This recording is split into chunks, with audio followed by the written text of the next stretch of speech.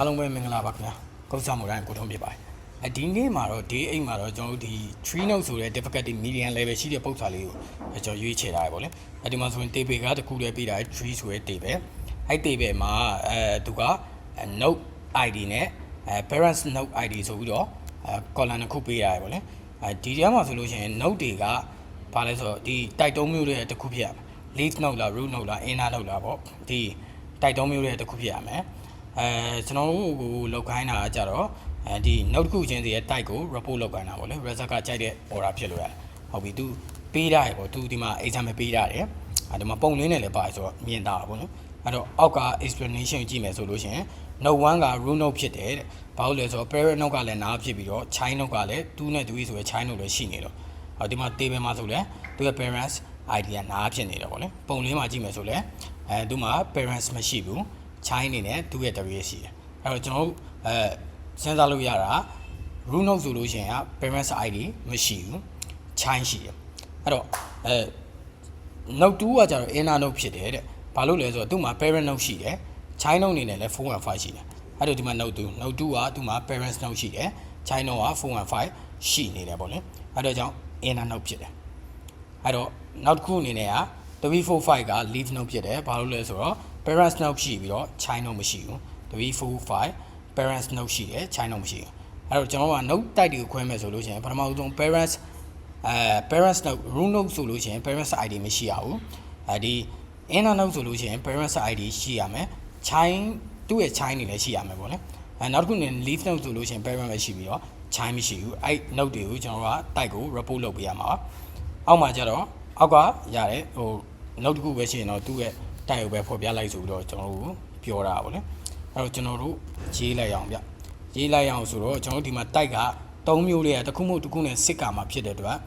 case လေးကိုတုံးလိုက်မယ် case လေးကိုတုံးလိုက်မယ်ပေါ့လေအဲ့တော့ select area ပေးလိုက်မယ်ဗျဒီတော့ဒီမှာ id ရဲ့ type ရယူခိုင်းတာပေါ့လေနောက်တစ်ခုက type ကကြတော့အရှိမရေးရမယ်ပေါ့လေအရှိမနည်းနည်းရေးရမယ်ထားပါတော့တက်ထားလိုက် as and type ဘယ်ကယူမလဲဆိုတော့ from and the tree table တွေကယူမယ် tree d ပေါ့လေဟုတ်ပြီကျွန်တော်ဒီနေရာလေးကိုဖြည့်အောင်ဗျဒီနေရာမှာဆိုလို့ရှိရင်ကျွန်တော်ဗာရေးမှာလဲဆိုတော့ case နဲ့စစ်မှာဗျ case နဲ့စစ်မှာ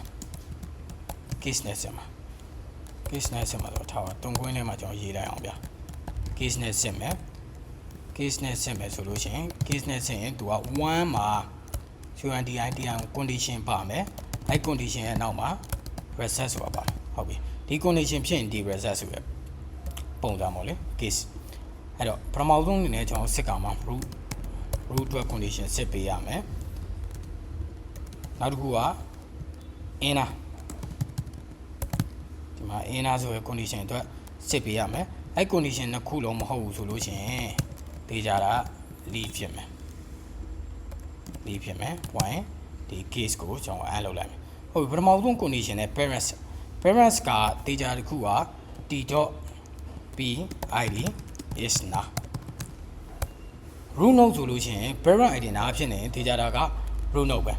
เนาะနောက်တစ်ခုအနေနဲ့ကြတော့ကျွန်တော်တို့ဒီ parents id နားမဖြစ်တာကိုကျွန်တော်စစ်ပြီးသွားပြီဖြစ်တဲ့တော့နောက်တစ်ခုအနေနဲ့ကဒီသူ့မှာ child နေရှိလားဆိုတော့ကျွန်တော်ထပ်စစ်ရမယ် inner ဆိုလို့ရှိရင် parents id လည်းရှိတယ်သူ့မှာ child နေလည်းရှိတယ်အဲ့တော့ကျွန်တော်တို့ကဘာနဲ့စစ်မလဲဆိုတော့ t.id က in select ရွေးလိုက်မယ်ဗျ select select t2 လို့ပေးလိုက်မယ် from tree t2 ရဲ့ဘာလို့ယူမှာလဲဆိုတော့ parents id တွေယူမှာ where t2.p id is not now ဟုတ်ပြီဒီမှာဆိုလို့ရှိရင်ကျွန်တော်တို့ကဒီကောင်ကဘာလို့ရေးရလဲပေါ့အရင်ဆုံးဘာလို့လဲဆိုတော့ကျွန်တော်တို့ဒီမှာt2 ရဲ့ pid တွေကိုယူလိုက်တယ်နားမဟုတ်တဲ့ pid နားမဟုတ်တဲ့အကောင်တွေကိုကျွန်တော်ယူလိုက်တယ်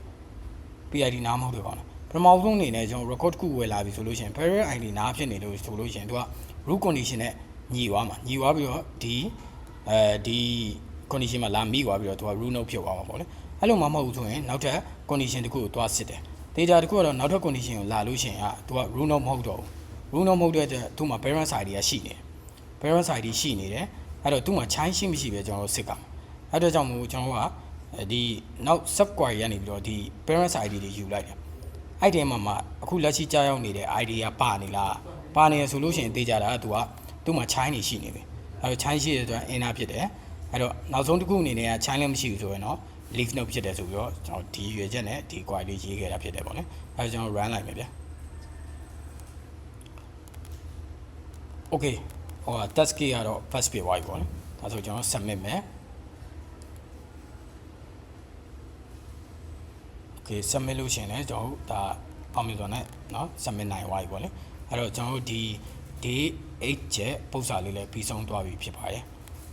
အဲဆိုရင်ကျွန်တော်နောက်ရက်များမှာလည်းကျွန်တော်မတူတဲ့ပုံစံလေးတွေနဲ့ကျွန်တော်ဆက်ပြီးတော့ solve လုပ်လိုက်ကြရအောင်ဗျာအဲ့တော့အားလုံးပဲ thank you ပါ see you all ပါ